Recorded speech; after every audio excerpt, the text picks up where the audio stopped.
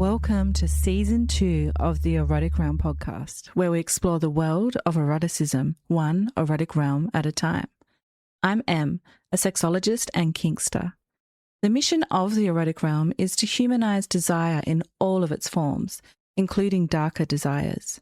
Each episode, we dive deep into the psychology of desire with a sexpert, everyday kinkster, or a kink expert. This is an independent podcast. To support it, please consider becoming a paid subscriber at psychologyofdesire.com, where you'll also find deep dives into desire and surveys that you can participate in. You can also sign up there to get the podcast delivered directly to your inbox when it's released.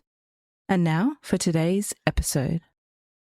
The following conversation explores one of the most misunderstood areas of modern sexuality: compulsive sexual behaviour, shame, and the difference between addiction and desire. I'm joined by Silva Neves, a psychosexual and relationship psychotherapist, trauma specialist, sexologist, author, and educator, whose work focuses on helping people develop a more ethical and integrated relationship with their sexuality.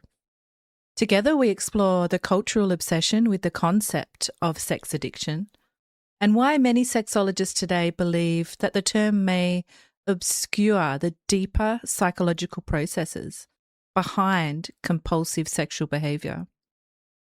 Silva shares insights from his clinical work and research on how shame, secrecy, and unmet emotional needs can shape sexual behaviour, and also why healing often involves integration rather than suppression.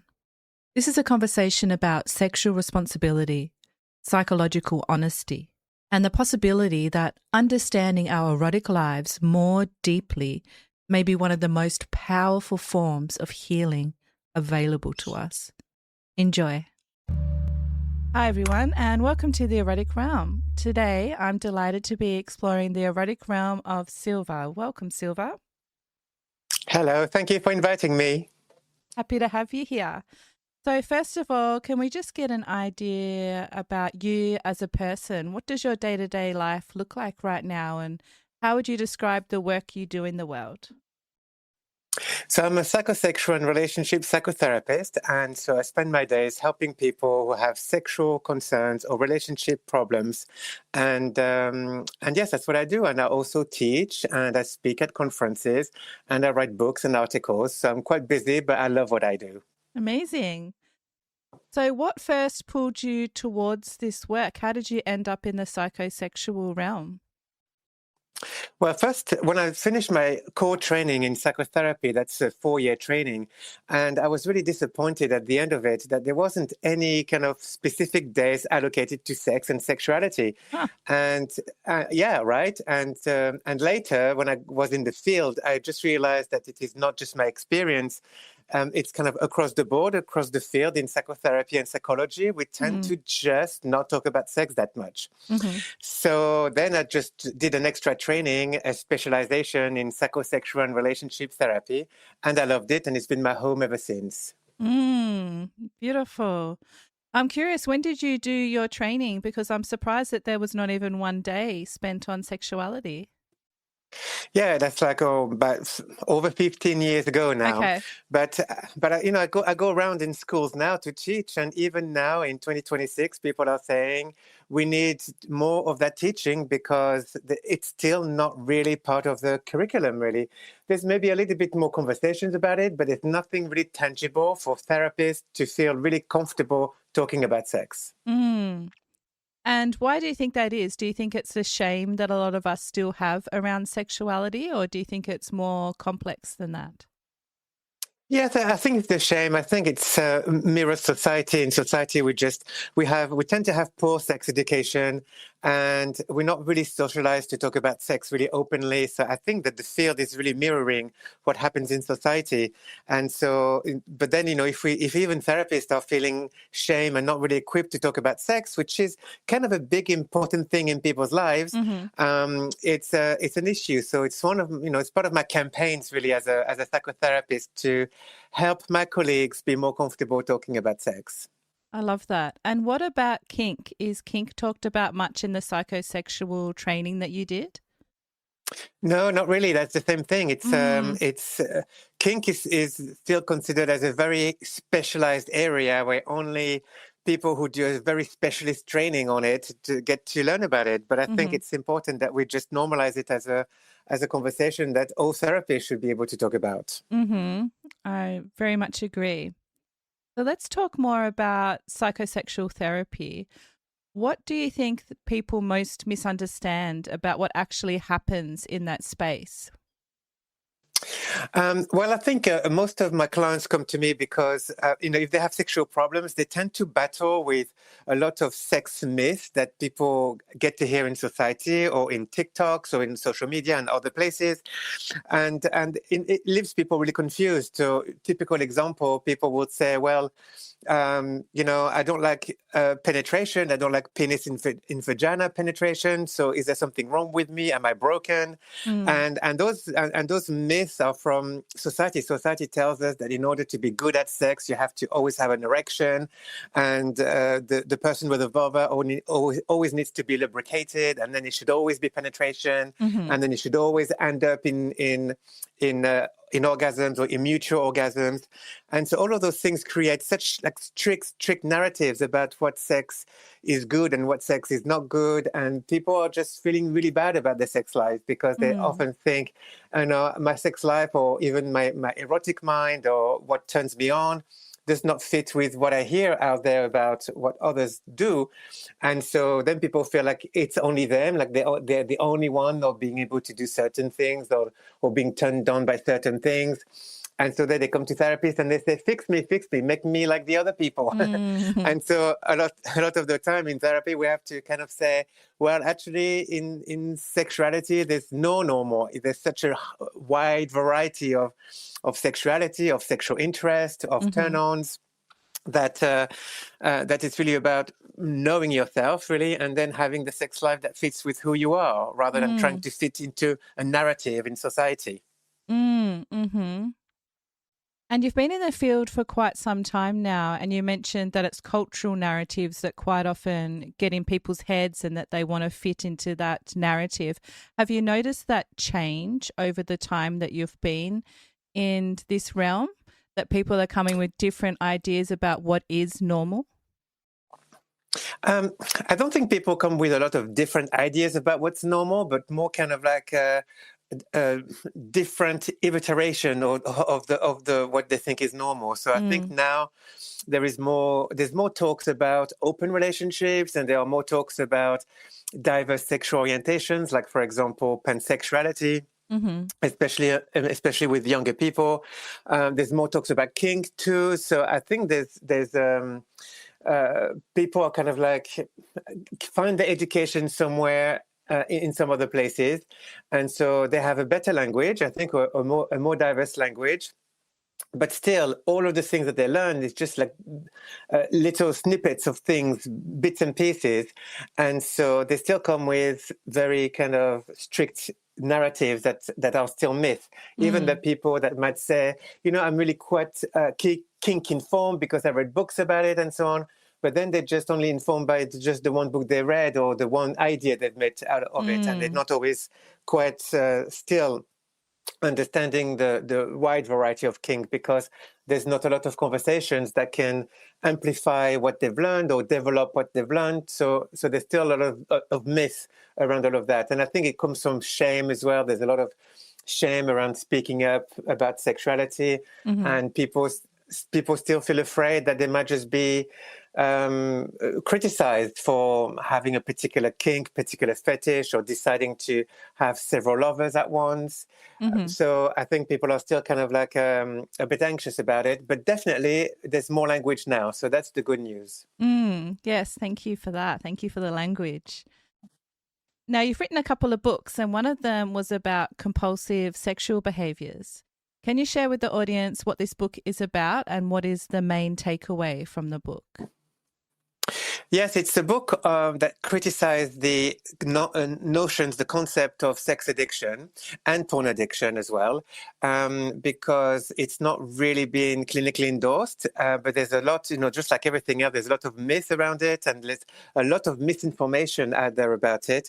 And so when I started to work in sex therapy, I've seen a lot of people coming to me for sex addiction, and the addiction model that I've learned and the addiction model that 15 years ago everyone was using was just not working. It just was not making people feel better. But at the time, there was not any other models around, really. There was a few scholars that were criticizing it. And so I listened to them. I tried to learn from them. But there wasn't any kind of different model until 2016, when a colleague of mine in America actually created another model, also criticizing the sex addiction concept. And it was based on sexual health principles. And I absolutely loved that. And then I thought we need to do the same things in the UK. And but for me, I was also not creating a different model, but adapting one that was a trauma-based model, and also one that's based on binge eating, because with binge eaters, you can't tell them that they have to be abstinence from food. There's got to be like a different type of model. Right. And for me, our sexuality, our erotic is a lot more closely related to our desire for food compared to drug and alcohol. I don't think that sexual behaviors can be compared to drug and alcohol, because it's completely different. But our internal system about what informs us about our hunger and about our desire for food and what we choose to do with that is a lot closer to our system of eroticism and sexuality. Okay, that's fascinating. So before doing this podcast, I actually did a poll to my followers on FetLife about whether or not they believe that sex addiction is a thing. And I think it came up as about 90% saying yes, that sex addiction is definitely something that is out there. Are you saying that sex addiction doesn't exist? Well, I'm not surprised that there are so many people that do believe it exists, because it's still the biggest narrative out there that's still dominant, and it's still the dominant word that we hear out there. If you Google too much sex or Google, I keep cheating, what you might get as the first thing is sex addiction. So it's still a very dominant narrative. So I'm not surprised that people are saying that. But clinically speaking, we have found no evidence that sex addiction does exist. Compulsive sexual behaviors does exist, but compulsivity is really different from addiction. And again, that's really, people are very confused about that. And of course they're confused. They're not everyone has, degrees in psychology and psychotherapy. So of course they're only going to rely on what they hear on podcasts and websites and so on, right?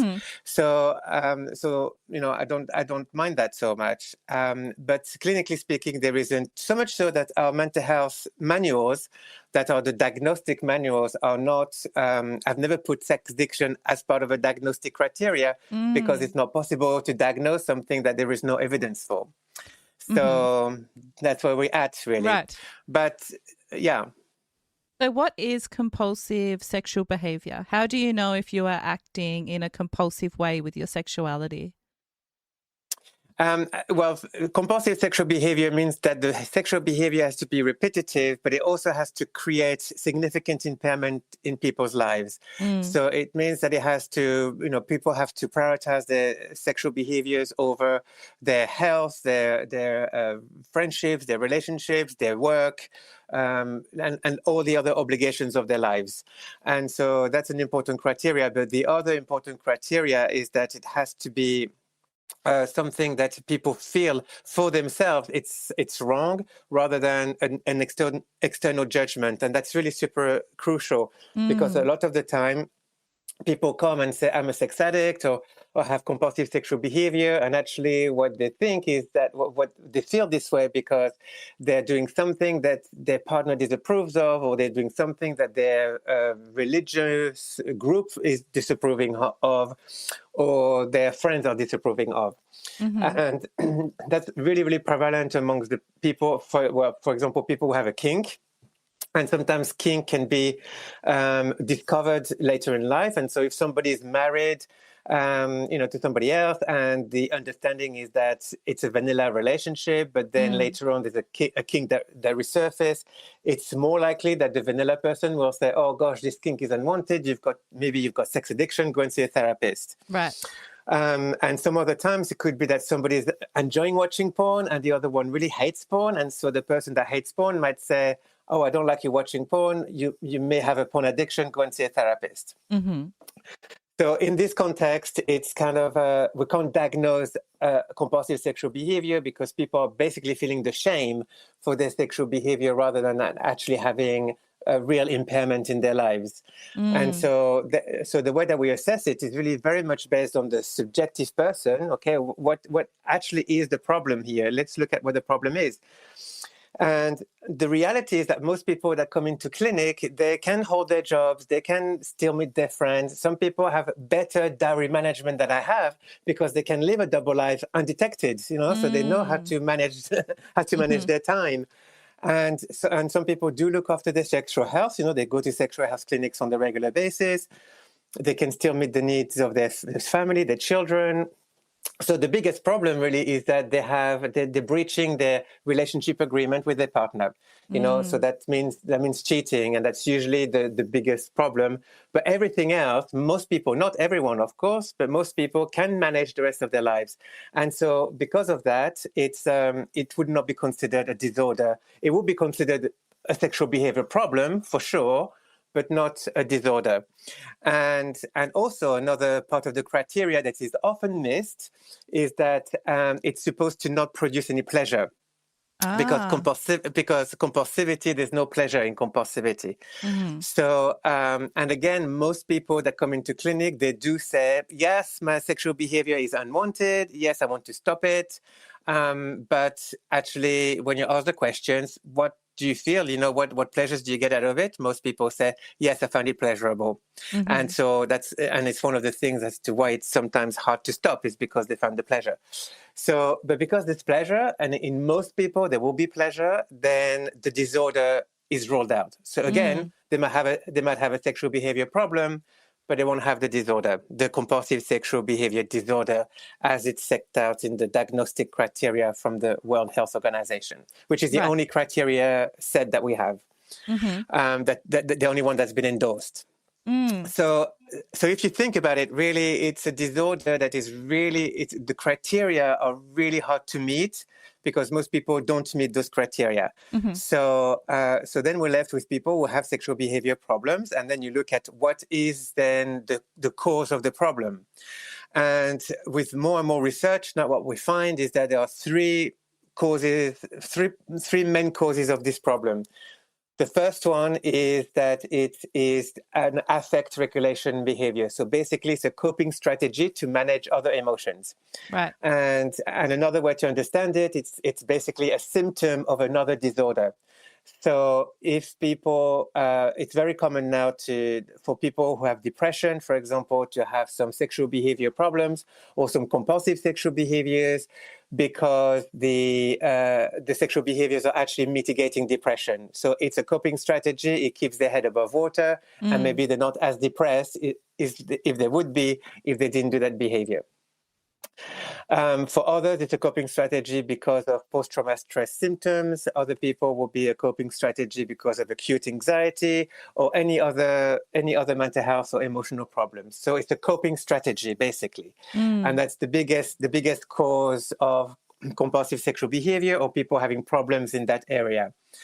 The second cause is what we call moral incongruence. And so it means it's people who have sexual behaviors that do not fit with their relationships, their relationship setup, or with their communities or their society. So if they're in their society, it is the only acceptable way of being sexual is to be in a monogamous relationship and married and vanilla and heterosexual. And someone doesn't fit in that, they might think, oh my gosh, I've got sex addiction or I've got compulsive sexual behavior because I can't stop cross-dressing, or I can't stop having sex with men, or I can't stop my kink. And so then they will come to see a therapist because they believe something is broken in them because they don't fit with their society. But the actual distress here is what we call moral incongruence. So their sexual desires are somehow a mismatch with the environment where they live, and that is very much a shame-based cause. And so a lot of the time with people like this, you will be working on the shame, and then of course on accepting their sexuality.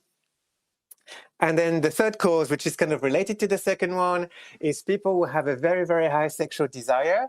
And again, because they have such a high sexual desire, they just cannot have the sex life that is prescribed in society that wants people to be monogamous and vanilla. So that again is a shame issue, but it's not that there's literally zero disorder in that. It just basically, it is true that there are some people out there who have a much higher sexual desire than most other people. High sexual desire in itself is not a disorder. It is part of sexuality diversity. But for those people, they will be often shamed for having what society considers too much sex. So there you go. Okay, yes, that's absolutely brilliant. Thank you for laying all of that out so clearly. I'm curious to hear from you. So you said that most people that come to you will have one of these issues happening and they don't actually meet the criteria for compulsive sexual behaviour disorder.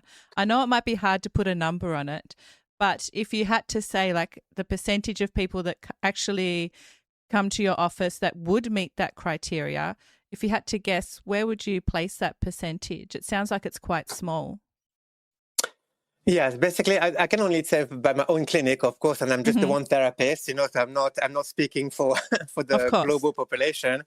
But in my practice, given that it's one of my specializations, so I see people every day with this problem, I see definitely less than one person a year who meet that criteria. Wow. So I met one last year who met the criteria.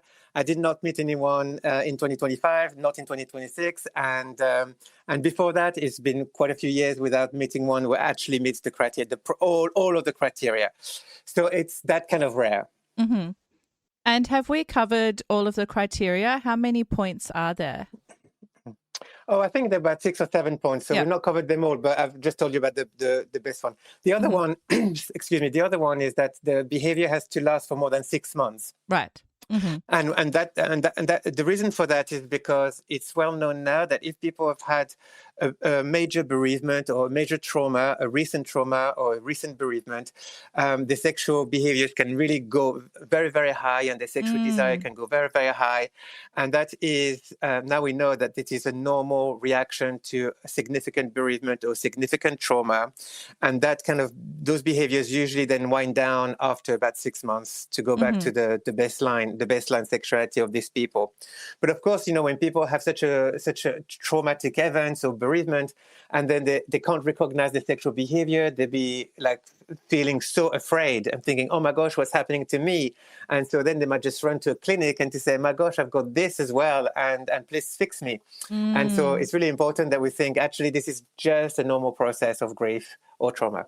Yeah, I wanted to ask you about that because that's one of the most common questions I get, people struggling after a traumatic event and wanting to kind of act out in that way and explore their sexuality in a way different way than what they have been. And you're saying that that is completely normal and people experience that a lot. And I imagine it's because it's a coping strategy and they're wanting to deal with their depression and anxiety like you mentioned before. That's right. Yes, that's right. But this one, if it's less than 6 months, it doesn't require active treatment for this. If it lasts for longer than 6 months, then you might start to look at something to do with sexual problems or compulsive sexual behavior. But or it could be an elongated of that coping strategy. But it's so that's why it's also part of the criteria. And what about partners of someone experiencing compulsive sexual behaviours? What do you wish clinicians like yourself or culture handled more carefully around this? What would you say to a partner of someone that is experiencing this? Yeah, I would say that it's really even though it's important not to pathologize the person who has compulsive sexual behavior or sexual behavior problems, it's really distressing for the partner, and it can be distressing in different ways, mostly depending on how they find out, because sometimes partners find out about their partner's behavior in such a horrible way. So, for example, if they look at some text and then suddenly they might just see a thread of very explicit images and very explicit messages. And that can be really quite traumatizing for somebody who has had no ideas that their partner was engaging in all those behaviors. And to find out from one moment to think that you are in a relationship with a person who's monogamous and faithful, and the next minute realizing, oh my gosh, this person has been cheating with multiple partners for the entire duration of our marriage. It's really traumatic, really distressing, really traumatic. So it's really important that the partners are really taking care of themselves and also go to therapy. Because often I hear, why would I want to go? Why should I go to therapy? It's my partner who's a sex addict. It's my partner who's got the sexual compulsivity. He's the one, or she's the one who should go to therapy, not me. Mm-hmm. But actually, the effect of finding out the behaviors is really very psychologically distressing. So they really need to take great care of themselves. Mm-hmm. Mm-hmm. Great advice. Thank you. And what about shame? So you've mentioned that shame is a maintaining mechanism rather just a consequence for these behaviors. How do you actively work with someone to reduce their shame? Is it just a process of normalizing their behavior, letting them know that this process does happen, that other people have gone through it? How do you work with shame? But I think shame it's important to understand it for the person, because sometimes shame can be congruent as well. If somebody's feeling shame because they've cheated on their partners for so many years, that shame is congruent. Okay, they're supposed to feel shame when they're doing something like this. Mm-hmm. But there is also another part of shame to say, my sexuality is broken, my sexuality is bad, I'm a bad person, and sometimes they might even say my kink is bad. Please eradicate the kink out of me, or my cross-dressing tendencies are bad. So you really have to help the person allocating the shame to the actual thing that shame belongs to, Right. which is a behavior that is distressing for the partner, a behavior that is harming or hurting their partner who doesn't know about the behavior. But it's not, the shame does not belong to your sexuality or to your kink or to your cross-dressing or even the desire to have sex with multiple people, because that could be something that is important for them. It could be meaningful for them. But the problem is that even though it's meaningful for them, they are actually breaching someone else's boundaries. So that's how you look at it. You look at reducing the shame for the sexual behavior.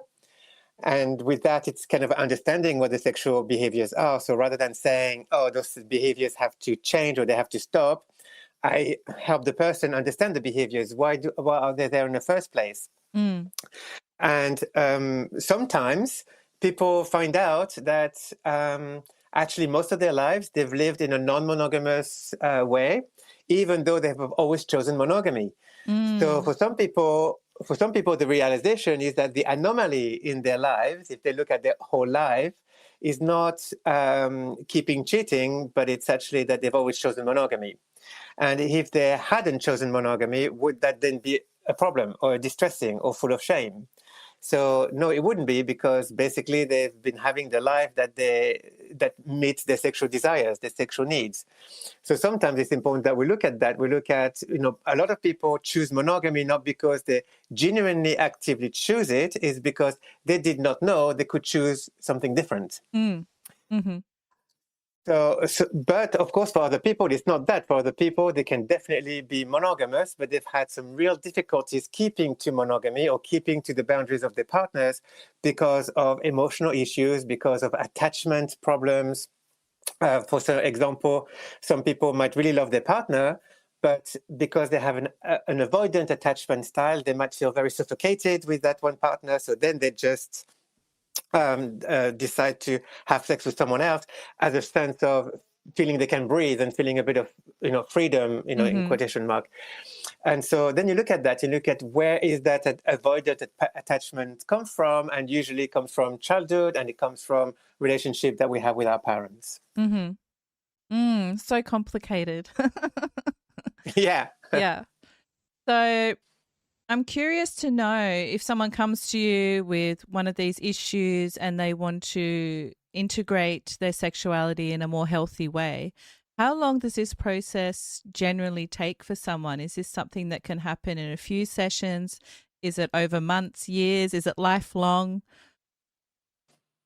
It tends to be long term, so it's not just a few sessions. Usually, it's anything between 6 months to 5 years, really. Wow. So it really depends. If it's somebody who has a lot of shame, and they're really willing to face the shame and to really look at it and to embrace the sexuality, and then to find relationships that fit with their sexuality, that could be 6 months, maybe a year.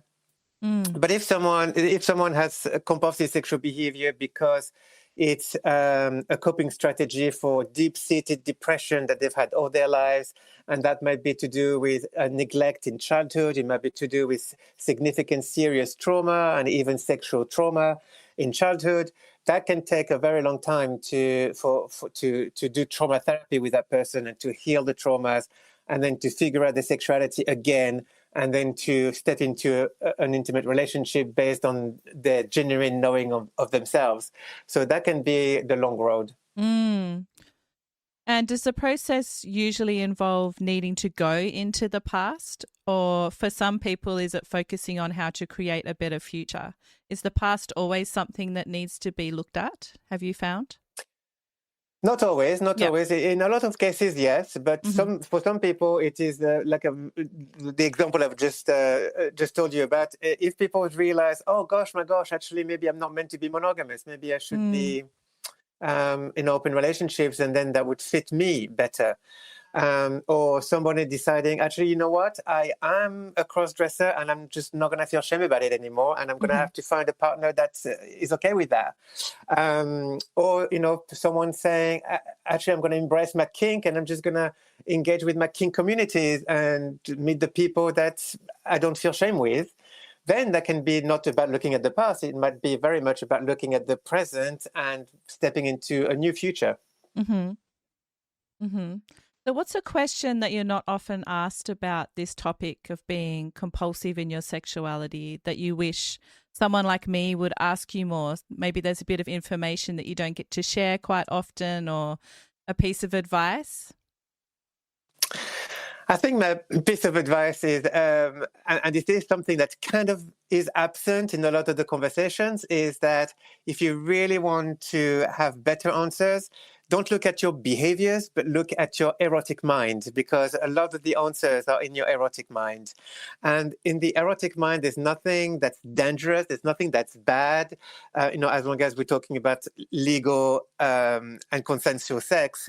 But there's going to be so many information in there, because it's really by exploring your erotic mind that you can just start to explore all the different landscapes of your eroticism. There are some things of your fantasies. There are some things of your sexual behaviors, memories. There are yearning. There are desires. There's an existential place about how to feel alive, really alive in the moment. And all of those things, your erotic mind is really going to give you the map, your own unique map on how to make better decisions with your sexual behaviors. I love that. And I so agree. It's so important to look inside. Now, you've also written a second book titled Sexology, The Basics. What was the mission of this book? I think that's what we were talking about earlier. Like there's so very little training on sexology for psychologists, for psychotherapists, and even in other health professions. If you look at nurses, doctors, they are not really trained in sexology either. So I thought, let me just write the basics of sexology, that any mental health professionals or any other health professionals in the helping profession, whether it's medical professions or psychological professions, to pick up a book and you have all the basics of sex, including erotic mind, including intimate relationships, including all the diversity of sexuality. And so that was the goal. Mm. So let's say everyone had this foundational sexology education. What do you think would change most dramatically in relationships? I think that people will have better sex life, basically, and better relationships, because the book is basically all the sex education that we don't get to have, Mm-hmm. and so I really do believe that when people are equipped with proper modern sex education that is inclusive of all sexual orientations, erotic orientations, genders, relationship diversity, then people just know how to, who to choose as a partner and what to do with their sex lives. And then they can start to make that knowledge become an intuitive part of them. And so, just like we get to know our palate for food by trying out new things, sometimes tasting things we don't like, tasting things we love. And then eventually that becomes the intuitive part of our palate. We know what we like and what we don't like when we open the fridge. And so this is really the thing that we do. If all of us were equipped with good sex education, we'll have much better intuition about our unique sexual palate and erotic palate without feeling shame for liking something when other people don't like it. Mm-hmm. Mm-hmm. It sounds like the world would be more peaceful, perhaps, as well, if we were all doing that. Yeah, if you go to the global level, I'm pretty sure. I mean, I think a lot of people are angry and aggressive because they don't masturbate enough. Anyway, that's my theory. Mm-hmm. Well, that's one of the theories with bonobos, right? Why they're not as warlike as chimpanzees, because they're more sexually active. I've seen that written about. That's right. That's right. Now, you also work extensively with sexual trauma, and I believe you do EMDR. For those that haven't heard about it, can you share what that might involve? Yes, EMDR stands for eye movement desensitization reprocessing. It's a long word, basically, to say it's a very specific trauma treatment that doesn't require to talk much about it. And now we know in traumatology that it is sometimes important not to talk about the trauma in details, because that can re-traumatize somebody and can dysregulate somebody's nervous system if they talk about it when they're not ready to. So now there's quite a few trauma techniques, and EMDR is one of them, where you can process the trauma but without talking in details about the trauma. So it basically involves just thinking about certain things in a very specific way that's guided by the therapist. And then people are asked to move their eyes left to right very, very quickly, or sometimes they can do a bilateral movement with their hands, just like that. And that is processing from a neurological place, helping the brain basically reprocess their traumatic event into making it non-traumatic. So it's very powerful. It goes very deep. I love this technique. I don't only use that. I use other ones too, but EMDR is one of those that I use most often because it's very powerful. So how would you say trauma shapes erotic experiences in ways that people often don't recognize? I think that sometimes with trauma, we, depending on the nature of the trauma, we often have an idea of ourselves that is inaccurate. So people often will think that they are not good enough, they're worthless, they're bad, they're broken. So then they might just choose an intimate partner based on the idea of self. So they might just choose a partner that would be a rescuer, or a partner that they believe will fix them, or somebody that they absolutely need in order to survive. So and then what they actually do is maybe finding the wrong partner for them, because they might just be finding a partner based on feeling deficient rather than based on feeling good about themselves. So that's quite a problem. But often in the sexual area, people will often have some what we call flashbacks. And so flashbacks is basically memories, traumatic memories that are floating around the mind because they're not processed well. And so somebody could be laying down on the bed with a very, very nice, gentle, loving partner, but at that moment they see the abuser of the past that is there instead of their partner, and it feels real to them, and that's what we call a flashback. And that is extremely, extremely distressing when people have those experiences, and that can really kill people's sex lives. It can really kill even relationships, because it's very distressing. Of course, it's distressing for the partners as well.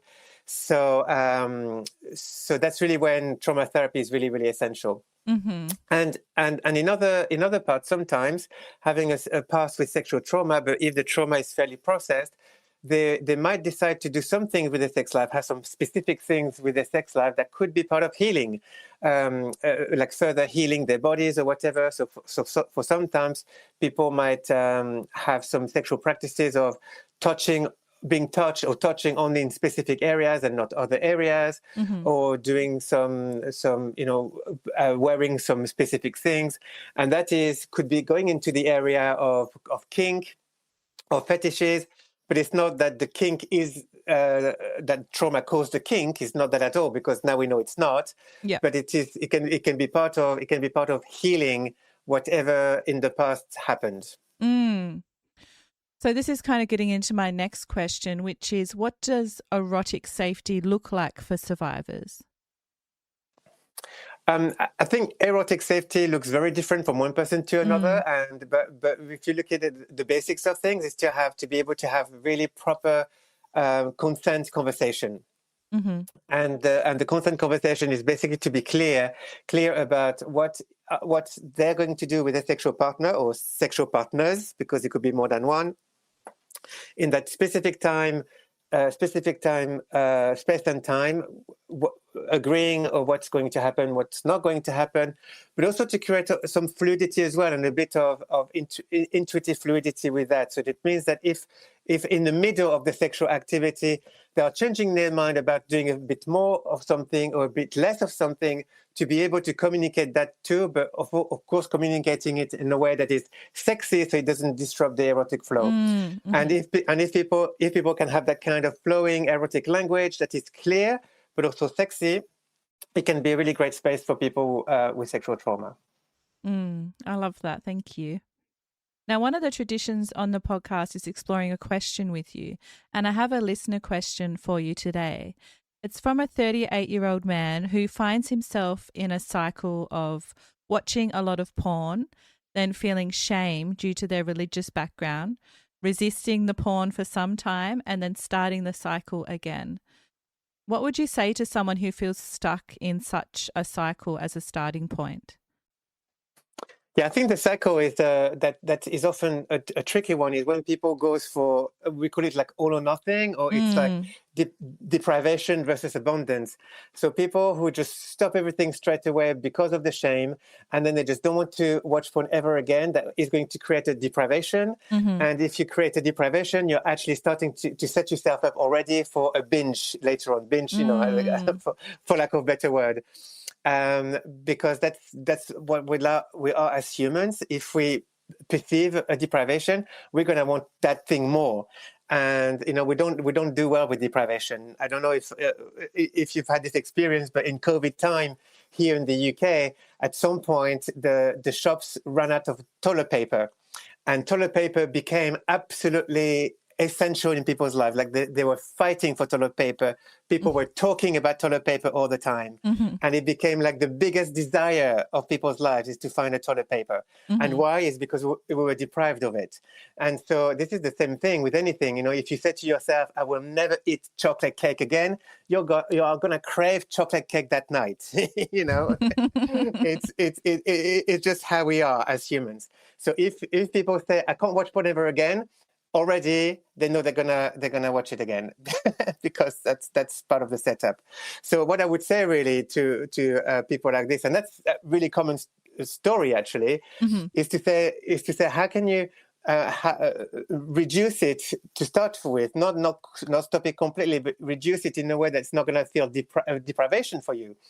So, and of course, it's got to match their religious thoughts. So one way to do it is to think, well, is there a loophole in your religious faith? Because believe it or not, there's always a loophole that people can find a way. They can find a way. Some people, I've had some clients who thought, okay, let me talk to my religious leader. And then the religious leader said, okay, well, if it's going to help you have sex with your wife, that's allowed. Okay, interesting. You don't know. Sometimes it's how you can get around it. But I think for a lot of people, it's also to make them aware that what we consider pornography can be it's really diverse. It's only just not one thing. So often people, when they talk about porn, they talk about online hardcore porn with explicit sexual scenes. But there is audio porn as well. There is written erotica. There is so many other things. And so there might be some of the things that they can find pleasure in engaging that is not necessarily the online hardcore porn. And that if they can actually say, you know what, if I listen to a sexy story, it titillates me as well. It's kind of arousing too, but it's not the hardcore images that is my religious prohibition. But at the same time, it's not a complete deprivation. So that could be a solution for some people. Mm-hmm. That's great advice. Thank you. Is there any other topic or comments that you'd like to say about compulsivity, sexology, or what clients are coming to you with in general before we finish the conversation? I think we've covered pretty much a lot of stuff already, really. Mm-hmm. So, yeah, I can't think of anything else now. Okay, well, if someone's listening and they want to find out more about you and your work, where is the best place to go? They can go on my website. That's my name, silvaneves.co.uk. Wonderful. Well, Silva, thank you for showing that sexual healing isn't about control. It's about understanding, responsibility and compassion. And it's been a real pleasure chatting to you. Thank you. It was great chatting to you too. Thanks again. I'm Em, and this has been the Erotic Realm podcast. Thank you for listening to the Erotic Realm. If this episode stirred something in you, please take a moment to follow the show, leave a rating, or write a review on wherever you're listening. It helps more people find the show and brings visibility to this deeper conversation about eroticism and self-understanding. I'd also like to invite you to dive deeper into the psychology of desire, including my writing, research, and upcoming courses over at psychologyofdesire.com. This is where I release the Psychology of Desire case files, behind-the-scenes thoughts, and intimate reflections every week, plus more. Until next time, stay curious, stay embodied, and keep exploring. Also, as always, stay perverted.